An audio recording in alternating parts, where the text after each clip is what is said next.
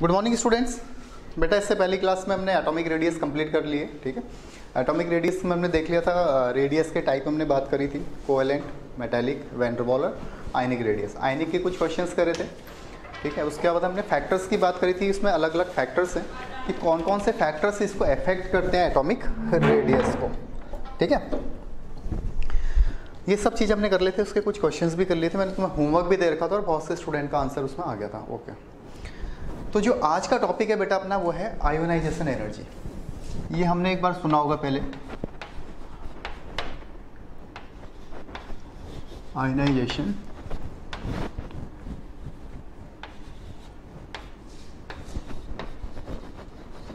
Energy,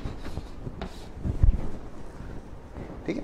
ये word हमने सुना है बेटा इससे पहले जब हम स्ट्रक्चर ऑफ एटम कर रहे थे, ठीक है, कि आयोनाइजेशन एनर्जी होती क्या है। बहुत से बच्चों का उस टाइम पे भी कंसर्न था कि इसका फॉर्मूला क्या है, तो उस टाइम पे ने बता दिया था। आज पूरा डिटेल में डिस्कस करने वाले हैं कि आयोनाइजेशन एनर्जी एक्चुअल में होती क्या है, ठीक है। देखो होता क्या है, किसी भी जब हम किसी भी आइसोलेटेड गैसेस एटम से, ध्यान से सुनना जो बोल रहा हूँ, किसी भी आइसोलेटेड गैसियस एटम से जब हम एक इलेक्ट्रॉन को रिमूव करते हैं तो उस टाइम पे जो रिक्वायर्ड एनर्जी होती है, जो एनर्जी देनी पड़ती है उसको हम क्या बोलते हैं, आयोनाइजेशन एनर्जी। क्या बोल रहा हूँ, सपोज एक एटम है,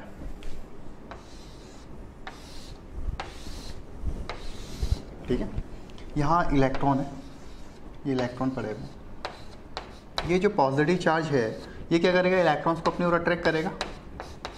इलेक्ट्रॉन को क्या कर रहा है, इसने बॉन्डेड कर रखा है, अपनी ओर अट्रैक्ट कर रहा है। तो अगर हमें इस इलेक्ट्रॉन को ऐसे रिमूव करना है तो हमें क्या करना पड़ेगा, इतना एनर्जी प्रोवाइड करनी पड़ेगी कि यहाँ से अट्रैक्शन ख़त्म हो जाए।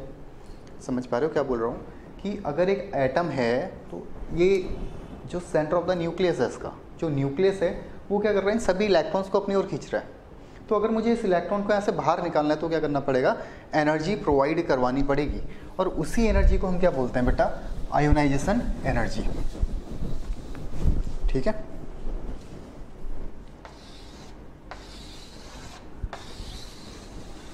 ये है, यहाँ पे इलेक्ट्रॉन है, इसका पॉजिटिव चार्ज है। अगर हमें इस इलेक्ट्रॉन को रिमूव कराना है तो हमें क्या करना पड़ेगा, यहाँ पे कुछ एनर्जी देनी पड़ेगी। और जो ये एनर्जी हम यहाँ पे प्रोवाइड करा रहे हैं बेटा, इसको बोलते हैं आयोनाइजेशन एनर्जी। आई से दिखाते हैं इसको, ठीक है। क्या बोल रहा हूँ, किसी भी गैसेस एटम से जब हम एक इलेक्ट्रॉन को रिमूव करते हैं, या किसी भी गैसेस एटम से जब हम इलेक्ट्रॉन्स को रिमूव करते हैं तो उस टाइम पे जो minimum amount of energy required होती है उसको हम बोलते हैं आयोनाइजेशन एनर्जी। क्लियर है। अब इससे दो वर्ड बोले गए बेटा, एक तो मैंने बोला किसी भी गैसेस एटम से, एक तो गैसेस एटम की बात कर रहा हूँ, दूसरा मैं क्या बोल रहा हूँ, मिनिमम अमाउंट ऑफ एनर्जी, ठीक है। किसी भी गैसेस एटम की अगर बात करूँ, गैसेस आइसोलेटेड गैसेस एटम की बात क्यों कर रहा हूँ मैं, एक तो तुम्हें पता है कि गैसेस जो एटम है उससे इलेक्ट्रॉन्स निकालना ईजी रहता है कंपेयर टू सॉलिड और लिक्विड का। सबसे आसानी से कहाँ से इलेक्ट्रॉन निकल रहे हैं, गैसेस एटम से। इसलिए हम क्या बोल रहे हैं, गैसेस एटम बोल रहे हैं। और लास्ट में क्या बोल रहे हैं, मिनिमम अमाउंट ऑफ एनर्जी। जब हम किसी भी आइसोलेटेड गैसेस एटम से इलेक्ट्रॉन को रिमूव करते हैं तो उस टाइम पे जो रिक्वायर्ड एनर्जी है वो कहलाती है आयोनाइजेशन एनर्जी, ठीक है। आइसोलेटेड एटम की बात क्यों कर रहा हूँ, सपोज अगर एक मेटल है, सॉरी कोई भी पार्टिकल्स हैं, ठीक है,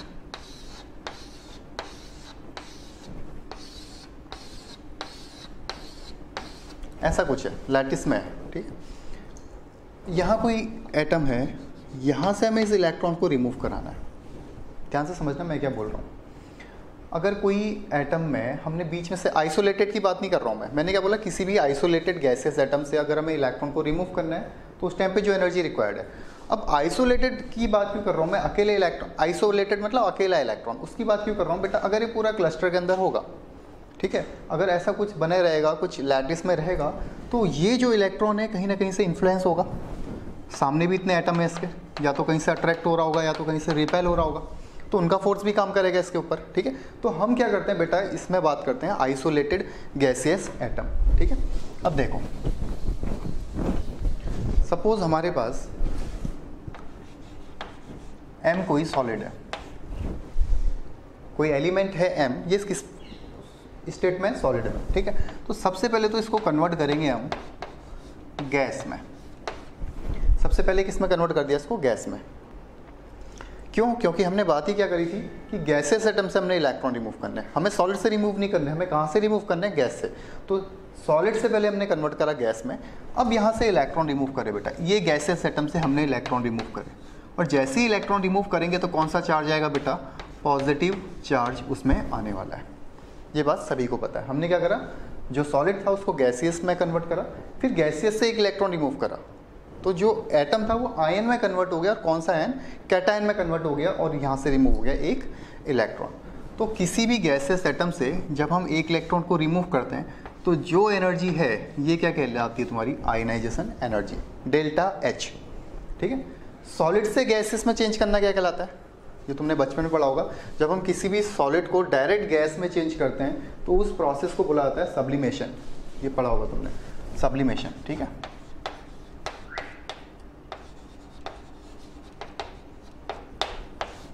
तो ये सॉलिड से गैस में तो सब्लिमेशन था, लेकिन गैसेस एटम से जब हमने इलेक्ट्रॉन रिमूव करा तो ये कहलाई इसकी आयनाइजेशन एनर्जी। समझ आती बेटा बात इतनी? ये सिंपल सा जो टर्म है कि किसी भी गैसेस एटम से इलेक्ट्रॉन को यहाँ से अगर हमने रिमूव करना है तो हमें एनर्जी प्रोवाइड करनी पड़ेगी, और वही एनर्जी कहलाती है इसकी आयोनाइजेशन एनर्जी। ठीक है। ये बात क्लियर है? किसी भी एटम से अगर हम एक इलेक्ट्रॉन रिमूव करते हैं बेटा, ठीक है, जैसे हमने ये जो गैसेस एटम था इससे एक इलेक्ट्रॉन रिमूव कर दिया, तो इसको कहते हैं फर्स्ट आयोनाइजेशन एनर्जी। ये इसकी फर्स्ट आयोनाइजेशन एनर्जी है। अगर एक एटम से हम 2 इलेक्ट्रॉन रिमूव करते हैं तो उसकी सेकंड आयोनाइजेशन एनर्जी कहलाती है। किसी एटम से अगर हम 3 इलेक्ट्रॉन रिमूव करते हैं तो उसकी थर्ड आयोनाइजेशन एनर्जी कहलाती है। समझ पाए क्या बोल रहा हूँ? किसी भी एटम से अगर हम 1 इलेक्ट्रॉन रिमूव कर रहे हैं तो वो क्या कहलाएगी? उसकी फर्स्ट आईई, आयोनाइजेशन एनर्जी या पोटेंशियल, आयनाइजेशन पोटेंशियल। ठीक है। अगर हम 2 इलेक्ट्रॉन रिमूव करते हैं मतलब सेकंड आईई, 3 रिमूव करते हैं मतलब थर्ड आईई, 4 रिमूव करते हैं मतलब 4 आईई। तो जैसे हमने यहाँ पे 1 इलेक्ट्रॉन रिमूव कर लिया, ठीक है, अब हमारे पास क्या बचा बेटा? m plus. यहाँ से अगर हम इलेक्ट्रॉन निकालेंगे एक और तो कौन सा चार्ज आएगा? m2 plus. यहाँ से 1 इलेक्ट्रॉन निकल गया। अब अगर तुम्हारे पास पहुँचा m2 प्लस गैसियस में, तुमने 1 इलेक्ट्रॉन और रिमूव कर दिया तो क्या हो गया? m plus 3। यहाँ से इलेक्ट्रॉन रिमूव हो गया। समझ आया तुमने क्या करा? तुम्हारे पास गैसेस एटम था, तुमने 1 इलेक्ट्रॉन रिमूव करा, m प्लस बनाया, m प्लस से 1 इलेक्ट्रॉन और रिमूव करा, m2 प्लस बना, m2 प्लस से 1 इलेक्ट्रॉन और रिमूव करा, m3 प्लस बना। तो ये फर्स्ट, सेकंड और थर्ड आईपी। क्लियर? किसी भी एटम से अगर हम 1 इलेक्ट्रॉन को रिमूव करते हैं तो उसकी फर्स्ट आईपी कहलाती है या फर्स्ट आयनाइजेशन एनर्जी कहलाती है। सेकंड में अगर हम 2 रिमूव करें, थर्ड मतलब 3 इलेक्ट्रॉन रिमूव कर रहे हैं। अब ध्यान से सुनना बेटा क्या बोल रहा हूँ मैं। अगर तुमसे पूछ लिया गया कि ये जो m+3 है, m+3 इस m2 प्लस के लिए कौन सी आईई है? ये जो m+3 है, m2 प्लस की कौन सी आयोनाइजेशन एनर्जी है? कौन सी होगी? हमने कितने इलेक्ट्रॉन रिमूव करे m2 प्लस से? केवल 1 इलेक्ट्रॉन रिमूव करा। तो जो m+3 है वो m2 प्लस के लिए कौन सी आईपी रहेगी? First IP, ionization potential. ये जो मैं वर्ड बोल रहा हूँ इस वीडियो को यहाँ से वापस से सुनना, ठीक है? जो मैं बोलने जा रहा हूँ, ये जो अभी बोल रहा हूँ, ये 25-30 सेकंड की वीडियो निकल गई है, इसको वापस सुनना आराम से। क्या बोल रहा हूँ मैं कि किसी भी एटम से अगर 1 इलेक्ट्रॉन रिमूव करा, फर्स्ट, 2, सेकंड, 3, थर्ड, ऐसे चलते रहेगा। अब मैं पूछ रहा हूँ तुमसे कि m+3 m+2 के लिए कौन सी आयोनाइजेशन एनर्जी है? तो m2 प्लस से हमने केवल 1 इलेक्ट्रॉन रिमूव करा है तो m+3 बन गया, मतलब यहाँ तो ये क्या है? First IE. m3 plus, m plus के लिए कौन सी आयनाइजेशन एनर्जी है? सेकंड आयनाइजेशन एनर्जी है। क्यों? क्योंकि हमने m प्लस से पहले m2 प्लस बनाया और m2 प्लस से फिर 1 इलेक्ट्रॉन और रिमूव करा। मतलब तुम्हारे पास m प्लस था, तुमने 1 इलेक्ट्रॉन रिमूव करा फर्स्ट, m2 प्लस से फिर 1 इलेक्ट्रॉन रिमूव करा सेकंड। तो m प्लस से m3 प्लस में जाने के लिए तुम्हें 2 इलेक्ट्रॉन रिमूव करने पड़े। इसका मतलब m प्लस m3 प्लस ये क्या है? सेकंड आयनाइजेशन एनर्जी है। ठीक है।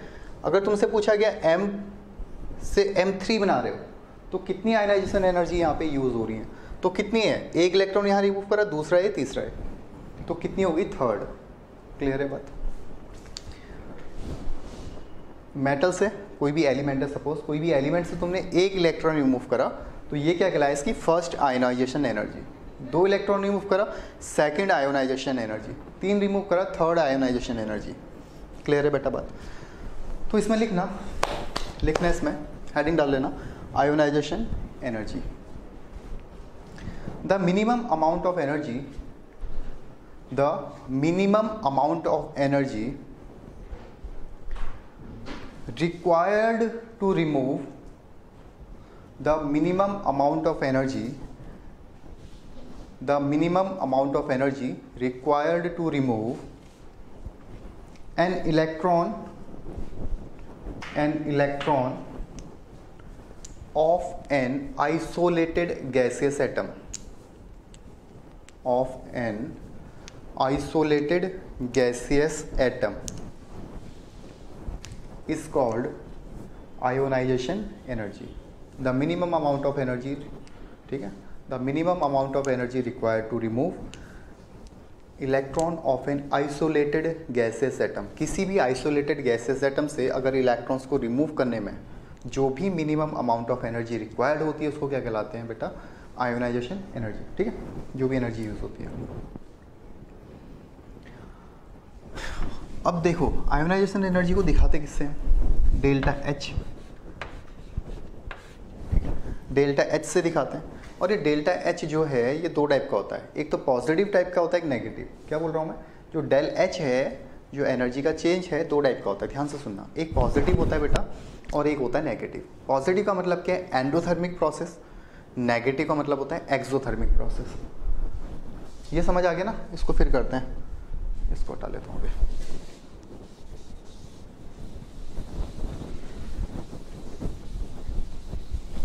जो डेल्टा एच है, डेल एच, ये दो टाइप का होता है बेटा, एक पॉजिटिव होता है और एक नेगेटिव। मतलब अगर कहीं तुम्हें किसी एनर्जी की वैल्यू नेगेटिव में दी गई है, सपोज माइनस दे दी तुम्हें, -100 इलेक्ट्रॉन वोल्ट, इसका मतलब ये नेगेटिव चार्ज क्या बता रहा है? यहाँ पे एनर्जी रिलीज हुई है। अगर ऐसे दिखा दिया +100 इलेक्ट्रॉन वोल्ट, इसका मतलब यहाँ पे एनर्जी एब्जॉर्ब हुई है। समझ पा रहे हो क्या बोल रहा हूँ मैं? जो डेल्टा एच है ये पॉजिटिव भी हो सकता है, नेगेटिव भी हो सकता है। एनर्जी का change, enthalpy change, delta H मतलब क्या होता है? Change of enthalpy, change of energy. ये पॉजिटिव भी हो सकता है और नेगेटिव भी हो सकता है। मतलब अगर कोई डिजिट तुम्हें पॉजिटिव में दी है, इसका मतलब वहाँ पे एनर्जी एब्जॉर्ब हो रही है। और अगर एनर्जी एब्जॉर्ब हो रही है, उसको बोला जाता है एंडोथर्मिक। क्या बोला जाता है? एंडोथर्मिक। और इसका मतलब क्या होता है एंडोथर्मिक का? Energy absorb. लिख लेना कहीं, एनर्जी एब्जॉर्ब। और नेगेटिव का मतलब क्या बेटा? एक्सोथर्मिक।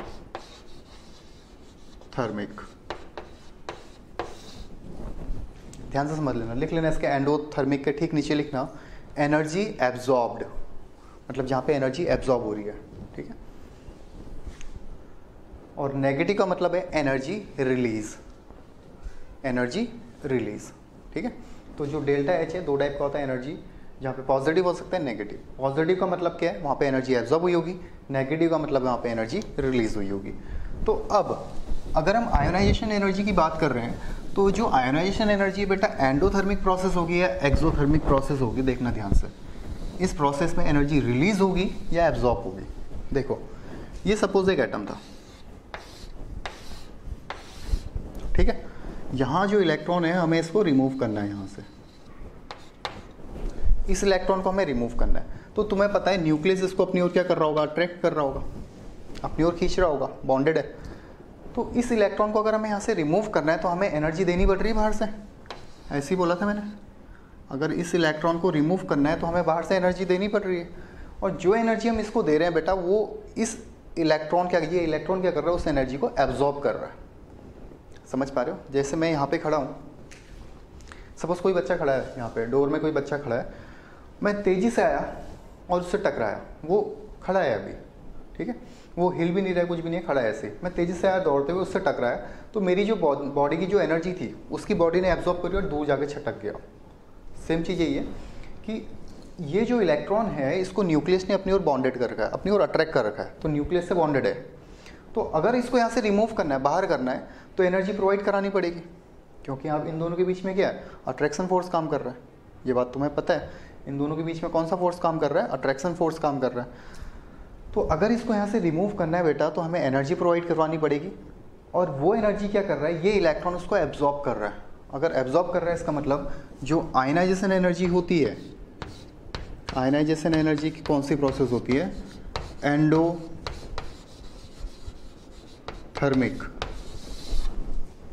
ठीक है, अगर समझ नहीं आया वापस से सुनो।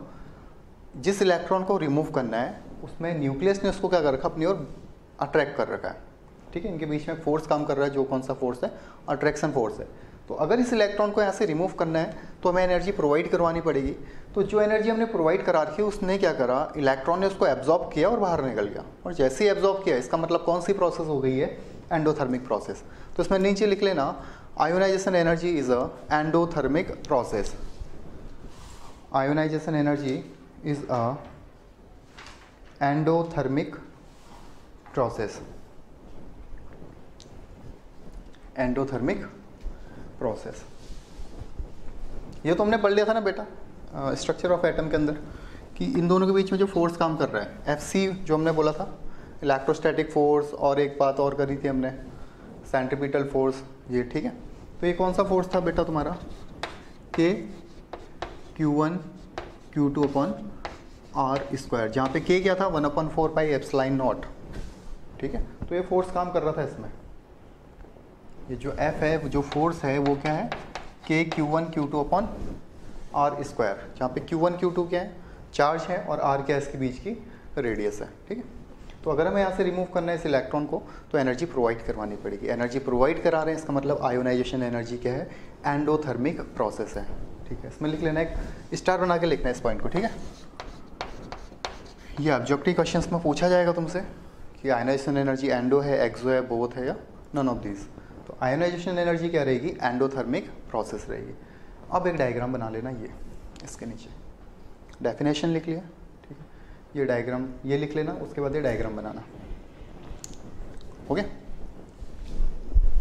हो गया बेटा।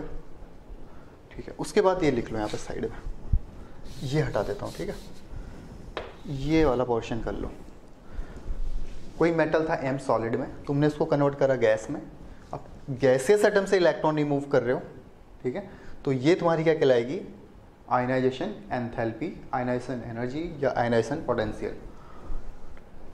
सही है, किसी भी एटम से अगर एक इलेक्ट्रॉन रिमूव करते हैं, फर्स्ट आयनाइजेशन एनर्जी, 2 रिमूव करोगे सेकंड आयनाइजेशन एनर्जी, और अगर 3 रिमूव करोगे थर्ड, ऐसे अप टू सो ऑन जितने भी रिमूव करोगे। अब बहुत से बच्चों के दिमाग में क्वेश्चन आ रहा होगा, हम कितने इलेक्ट्रॉन रिमूव कर सकते हैं किसी भी एटम से। तो बेटा किसी भी एटम के हम पूरे के पूरे इलेक्ट्रॉन रिमूव कर सकते हैं। ठीक है, बट एनर्जी ज़्यादा प्रोवाइड करवानी पड़ेगी। बस इतना सा गेम है कि जितने ज़्यादा इलेक्ट्रॉन रिमूव कराओगे एनर्जी उतनी ज़्यादा देनी पड़ेगी।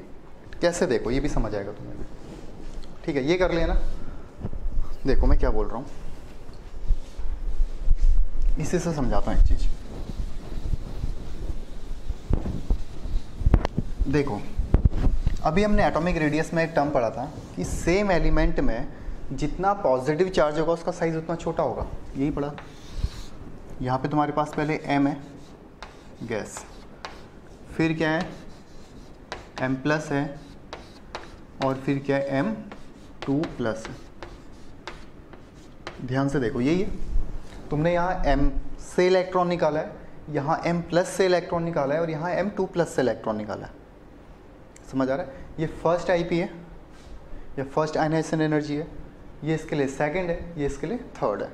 तो तुमसे अगर पूछा गया कि इलेक्ट्रॉन्स को रिमूव करना सबसे ज़्यादा डिफिकल्ट कहाँ पे है, सबसे ज़्यादा डिफिकल्ट मतलब सबसे ज़्यादा एनर्जी कहाँ प्रोवाइड करनी पड़ेगी इलेक्ट्रॉन्स को रिमूव करने के लिए, M से, M+ से या M2+ से। तो सबसे पहले तो उसका कंपेयर कर लो साइज़। सेम एलिमेंट में जितना पॉजिटिव चार्ज बढ़ेगा उसका साइज़ उतना छोटा होगा। ये हमने पढ़ लिया इससे पहले क्लासेस में। ठीक है, मैं इसलिए बोल रहा हूँ बेटा कि जो मैंने Z इफेक्ट की बात की क्लास लेके, Z इफेक्ट रेडियस, उसको कंटिन्यू करना, तभी चीज़ें समझ आएंगी।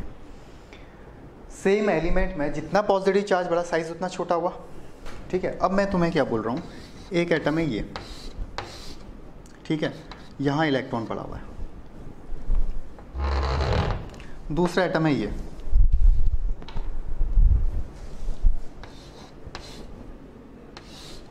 ठीक है, यहाँ इलेक्ट्रॉन पड़ा है। तो न्यूक्लियस के क्लोज कौन सा इलेक्ट्रॉन है, ये अगर मैं बोलूँ A, और ये अगर मैं बोलूँ बी, न्यूक्लियस के क्लोज कौन सा इलेक्ट्रॉन है? बी वाला ज़्यादा क्लोज है न्यूक्लियस के। न्यूक्लियस के जितने क्लोज इलेक्ट्रॉन होगा उतने टाइटली बॉन्डेड होगा। न्यूक्लियस के जितने इलेक्ट्रॉन क्लोज होगा उतना ज़्यादा टाइटली बॉन्डेड होगा। टाइटली जितना बॉन्डेड होगा उतनी ज़्यादा एनर्जी उसको देनी पड़ेगी इलेक्ट्रॉन्स रिमूव करने में। समझ पा रहे हो? इसकी डिस्टेंस देखोगे तो बी के कंपेयर में ज़्यादा है, ये थर्ड शेल में, वो सेकंड शेल में। ठीक है, तो अगर हमें ए और बी दोनों जगह से इलेक्ट्रॉन्स को रिमूव करना है तो ज़्यादा एनर्जी कहाँ प्रोवाइड करानी पड़ेगी बेटा? बी में। ठीक है, क्योंकि बी जो है, बी का जो इलेक्ट्रॉन है वो न्यूक्लियस के ज़्यादा क्लोज है। ज़्यादा क्लोज है इसका मतलब टाइटली बॉन्डेड होगा। सब मतलब फील करो तुम कि तुम्हारी फैमिली में जो फैमिली मेम्बर हैं, ठीक है, बहुत बड़ी फैमिली है तुम्हारी फैमिली में 17-18-20 लोग रहते हैं, सपोज 17-18 नहीं 20 लोग हैं। ठीक है, तुम लास्ट में पूरी फैमिली, पूरी जॉइंट फैमिली है, ठीक है, ऊपर दादा दादी हैं, सबसे सीनियर दादा दादी हैं, और जो तुम्हारे कज़न वज़न मिला के हैं तुम 20 लोग हो। ठीक है, अब तुम उनमें 20 में से 10 तो भाई बहन हो, 10 क्या हो, कज़न्स हो। जो सेकंड फैमिली है उसमें दादा दादी हैं, और टोटली उसमें कितने लोग हैं? 5 लोग हैं, दादा दादी मम्मी पापा फिर एक बच्चा है। अब जो पहली फैमिली है इसमें, जिसमें 20 लोग हैं, इसमें 10 कज़न्स हैं। ये कहाँ घूम रहे हैं, क्या घूम रहे हैं, दादा दादी को पता रहेगा? पता रहेगा क्या 10 के 10 लोग किस टाइम पे कहाँ हैं? ये फर्स्ट फैमिली है। जो सेकंड फैमिली है बेटा, इसमें केवल एक बच्चा है। ठीक है, तो दादा दादी का ज़्यादा होल्ड कौन से में रहेगा? छोटी फैमिली में, बड़ी फैमिली में? छोटी फैमिली में ज़्यादा होल्ड रहेगा। तो अगर तुम्हें उस लड़के को घुमाने ले जाना है, यहाँ जो सिंगल बच्चा है इसको घुमाने ले आना है अपने साथ, या जो 20 बच्चों में से किसी एक को घुमाने ले आना है अपने साथ, तो ज़्यादा इजी कौन सा पड़ेगा? 20 में से, क्योंकि कुछ भी बहाना करके निकल लेगा। तो जैसे जैसे फैमिली बड़ी होती जाएगी, न्यूक्लियस का होल्ड अपने इलेक्ट्रॉन्स पे कम होते जाएगा। जैसे जैसे फैमिली बड़ी होते जाएगी, न्यूक्लियस का होल्ड अपने इलेक्ट्रॉन्स पे कम हो जाएगा, और हमें कम एनर्जी देने के बाद भी इलेक्ट्रॉन्स रिमूव हो सकता है। लेकिन अगर एटम छोटा है, तो अपने न्यूक्लियस, जो उसका न्यूक्लियस है, उसका इलेक्ट्रॉन्स पे होल्ड बहुत ज़्यादा होता है, तो वहाँ से इलेक्ट्रॉन्स को निकालना बहुत ज़्यादा डिफिकल्ट होता है। समझ रहे हो बात को? तो अगर तुमसे पूछ लिया गया M+ और M2+ में सबसे ज़्यादा आयनाइजेशन एनर्जी किसकी होगी, तो सबसे ज़्यादा आयनाइजेशन एनर्जी किसकी होगी बेटा? जिसका साइज सबसे छोटा होगा। ये ट्रेंड है साइज का। ठीक है, इसका मतलब तुमसे अगर आयोनाइजेशन एनर्जी या आयनाइजेशन पोटेंशियल पूछा गया, तो ये है तुम्हारा Mg, ये है M+, और ये है M2+। सबसे ज़्यादा आयोनाइजेशन एनर्जी कहाँ है? सबसे ज़्यादा एनर्जी कहाँ प्रोवाइड करनी पड़ेगी? इलेक्ट्रॉन्स को रिमूव करने में, जिसका साइज सबसे छोटा है। समझ पाए क्या बोल रहा हूँ मैं? उम्मीद करता हूँ समझ ही गए होगे। समझ नहीं आएगा तो वापस पूछ लेना लाइव क्लास में। ठीक है,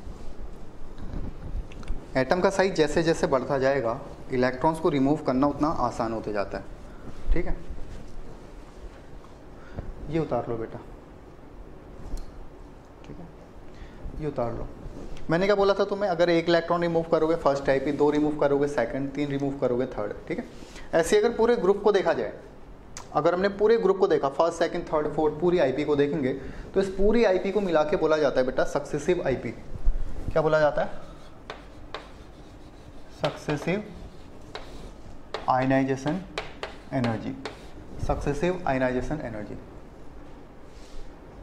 सक्सेसिव आयनाइजेशन एनर्जी। ठीक है, इस पूरे आयनाइजेशन एनर्जी को पूरा अगर तुम ग्रुप में बना देते हो तो इसको क्या बोला जाता है? Successive ionization energy. ठीक है, ये है तुम्हारी सक्सेसिव आयनाइजेशन।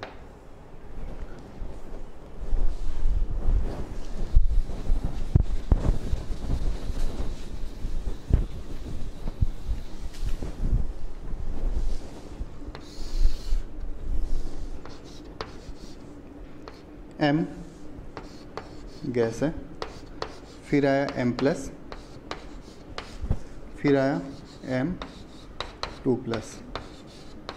ये समझ आया मैंने क्या बोला? एक electron first, 2 electron second, 3 electron third. इन सबको अगर एक साथ देखेंगे तो सक्सेसिव आईपी बोलते हैं। थर्ड तक नहीं होता है, आगे जितना भी बढ़ेगा 4th 5th 6th 7th एक साथ देखोगे तो इसको बोला जाता है सक्सेसिव आयनाइजेशन एनर्जी। तो सबसे ज़्यादा आईपी किसकी होगी बेटा? ये फर्स्ट आईपी है सपोज, आयनाइजेशन एनर्जी ये तुम्हारी फर्स्ट से ज़्यादा होगी आयनाइजेशन एनर्जी, ऐसा लिख लेता हूँ यहाँ पे। ये आयनाइजेशन एनर्जी 1 है, ये 2 है, फिर क्या आएगी आयनाइजेशन एनर्जी 3। मतलब जैसे जैसे सक्सेसिव आईपी बढ़ती जाएगी, वैसे वैसे आयनाइजेशन, मतलब जैसे जैसे ये बढ़ेगा सक्सेसिव 1 2 3 4, तो वैसे वैसे IP बढ़ते जाएगी। मतलब सबसे ज़्यादा आयनाइजेशन पोटेंशियल किसका होगा इसमें, थर्ड का, उससे कम सेकंड का, उससे कम फर्स्ट का। समझ पाए? वापस सुनो मैं क्या बोल रहा हूँ। हमने क्या बोला था, M था, M+ बना, M2+ बना, ठीक है। इन सबको एक साथ देख लिया तो बोला गया सक्सेसिव IP। अगर कोई सेम एलिमेंट से तुम इलेक्ट्रॉन रिमूव कर रहे हो, सपोज एल्यूमिनियम है, तुमने एक इलेक्ट्रॉन रिमूव करा, एनर्जी देनी पड़ी, जैसे एक इलेक्ट्रॉन रिमूव करोगे बेटा एल्यूमिनियम प्लस बन जाएगा, और प्लस बनने के बाद क्या हो जाएगा, उसका साइज़ थोड़ा छोटा हो जाएगा, Z इफेक्ट बढ़ जाएगा, तो ज़्यादा एनर्जी देनी पड़ेगी दूसरे इलेक्ट्रॉन को निकालने के लिए, उससे भी ज़्यादा एनर्जी देनी पड़ेगी तीसरे इलेक्ट्रॉन को निकालने के लिए, उससे भी ज़्यादा एनर्जी देनी पड़ेगी चौथे इलेक्ट्रॉन को निकालने के लिए। तो अगर सक्सेसिव IP का ट्रेंड देखोगे तो सबसे ज़्यादा IP किसकी होगी, 4 की, फिर 3 की, फिर 2 की, फिर 1 की।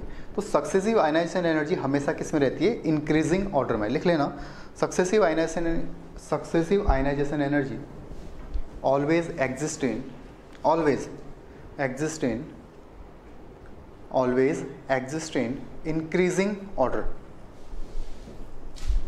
exist in increasing order, हमेशा किस में रहेगी, इंक्रीजिंग ऑर्डर में रहेगी है।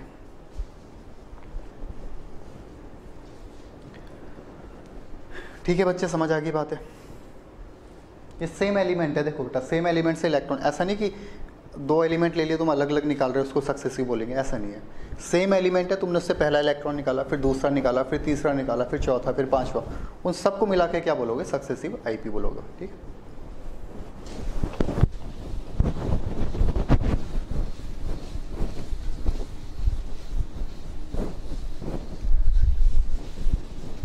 चलो एग्जांपल देके बताता हूँ।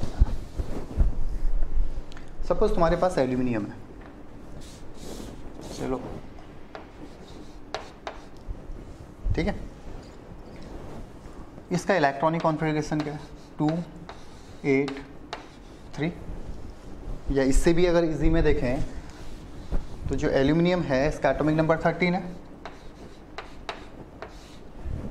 ठीक है, और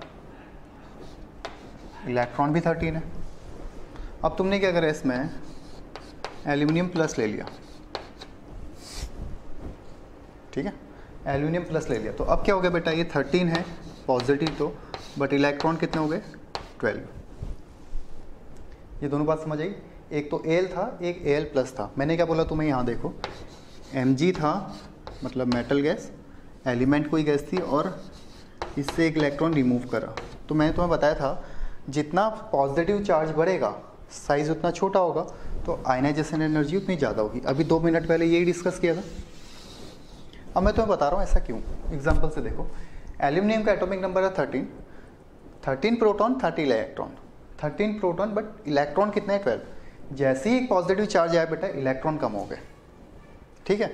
अब देखो करना क्या है तुम्हें, यहाँ पे देखोगे ध्यान से, तो इस केस में तो 13 प्रोटॉन 13 इलेक्ट्रॉन को अट्रैक्ट कर रहे हैं, बट यहाँ पे 13 प्रोटॉन केवल 12 इलेक्ट्रॉन को अट्रैक्ट कर रहे हैं।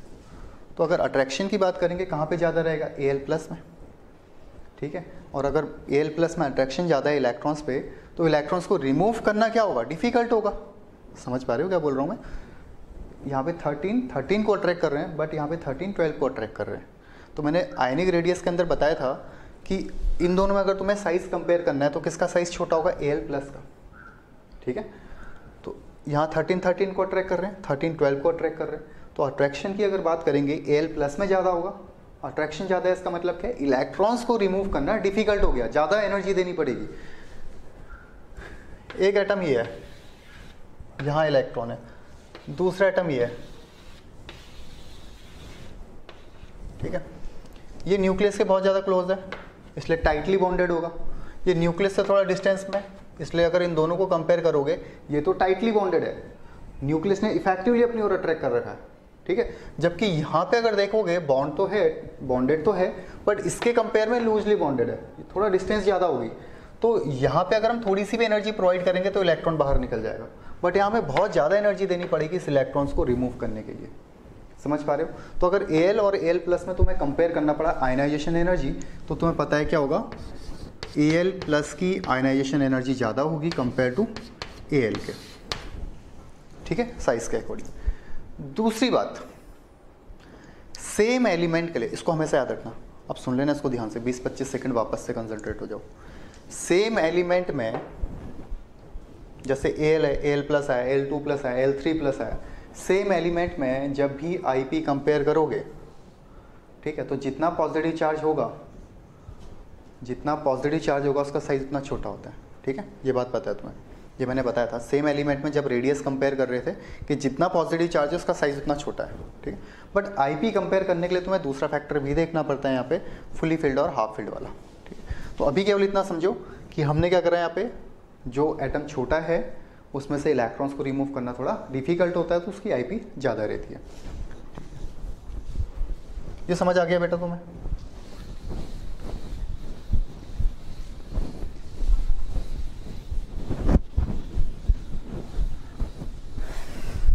फैक्टर्स की बात करेंगे, ट्रेंड की बात भी करेंगे, लेफ्ट से राइट की। बस अब इतनी बात समझो कि जिस भी एटम का साइज जितना छोटा होगा उसमें से इलेक्ट्रॉन्स को निकालना उतना डिफिकल्ट है। इतनी बात समझ लेना। दो चीज़ तुम्हें अभी समझ आ जानी चाहिए कि किसी भी आइसोलेटेड गैसियस एटम से जब हम एक इलेक्ट्रॉन को रिमूव करते हैं तो उस टाइम पे जो minimum amount of energy required है उसको हम बोलते हैं आयोनाइजेशन एनर्जी, आयोनाइजेशन पोटेंशियल या आयोनाइजेशन एंथैल्पी। ठीक है, उसके बाद दूसरी चीज़ मैंने क्या बताई थी कि हमें गैसियस एटम से इलेक्ट्रॉन निकालना है। अगर हम एक इलेक्ट्रॉन निकालते हैं तो उसको फर्स्ट Ip बोलते हैं, दो निकालेंगे तो सेकंड Ip, तीन निकालेंगे थर्ड Ip। ठीक है, उसके बाद की जो बात है, एटम का साइज जितना छोटा होगा इलेक्ट्रॉन्स निकालना उतना डिफिकल्ट है। तो जैसे जैसे एटम का साइज डिक्रीज होगा आयनाइजेशन एनर्जी इंक्रीज करेगी। अगर फैक्टर्स में हम बोलेंगे एटम का साइज छोटा होते गया तो Ip क्या होती रही, बढ़ती गई, हमें ज़्यादा एनर्जी देनी पड़ेगी इलेक्ट्रॉन्स को रिमूव करने के लिए। ठीक है, ये दोनों बात क्लियर है बेटा? अब इसकी यूनिट की अगर बात करें, यूनिट ऑफ आयनाइजेशन एनर्जी, तो जो फर्स्ट यूनिट होती है बेटा वो होती है इलेक्ट्रॉन वोल्ट पर एटम। ये लिख लेना कहीं, unit of ionization energy electron volt पर एटम, किलो जूल पर मोल और किलो कैलोरी पर मोल। ये तीन यूनिट है इसकी, इलेक्ट्रॉन वोल्ट पर एटम, किलो जूल पर एटम, किलो जूल पर मोल और किलो कैलोरी पर मोल। ठीक है, ये तीनों इसकी यूनिट है बेटा, इसको देख लेना आराम से।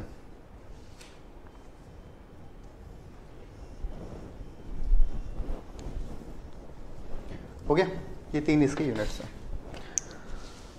आयनाइजेशन पोटेंशियल का समझ आ गया होगा कि जब भी हम सक्सेसिव Ip की बात कर रहे हैं हमेशा इंक्रीजिंग ऑर्डर में रहेगा। आयनाइजेशन पोटेंशियल हमेशा क्या रहता है, एंडोथर्मिक प्रोसेस रहता है, मतलब एनर्जी रिक्वायर्ड है इलेक्ट्रॉन्स को निकालने के लिए। ठीक है, और Ip का मतलब तो तुम्हें मैंने बता ही दिया। तो नेक्स्ट क्लास में करेंगे बेटा फैक्टर्स अफेक्टिंग और इसके कुछ क्वेश्चंस। ठीक है, ओके चलो बाय, थैंक यू। इतना पोर्शन पूरा का पूरा कर लेना। इसकी डेफिनेशन तुम्हें पता होनी चाहिए, जो मैंने बताया mg प्लस जो भी बता रखा है वो सब पता रहना चाहिए कि एक इलेक्ट्रॉन निकाल रहे हैं, 2-3 सक्सेसिव Ip उसका नाम होता है और हमेशा इंक्रीजिंग ऑर्डर में रहती है। Ip हमेशा और हमेशा एंडोथर्मिक प्रोसेस होगी। ठीक है, और इसकी यूनिट क्या है, इलेक्ट्रॉन वोल्ट पर एटम, किलो जूल पर मोल और किलो कैलोरी पर मोल। ठीक है, अब अगर तुम इसको कन्वर्ट करोगे भी पता है तुम्हें, एक इलेक्ट्रॉन वोल्ट की जो वैल्यू है वो देख लेना और उसको जूल और मोल कैलोरी में कन्वर्ट कर सकते हो। ठीक है, चलो बाय, नेक्स्ट वीडियो में मिलते हैं तुम्हारे साथ। इसमें जो फैक्टर्स इसको अफेक्ट करते हैं, एक फैक्टर तो मैंने बता दिया तुम्हें साइज़, कि साइज जितना छोटा होगा आयनाइजेशन एनर्जी उतनी इंक्रीज होगी। इसका मतलब थोड़ा सोचना कि लेफ्ट टू राइट Ip का ट्रेंड क्या होगा, टॉप टू बॉटम Ip का ट्रेंड क्या होगा, थोड़ा सा अपना दिमाग लगाना इसमें। ठीक है बेटा, चलो बाय।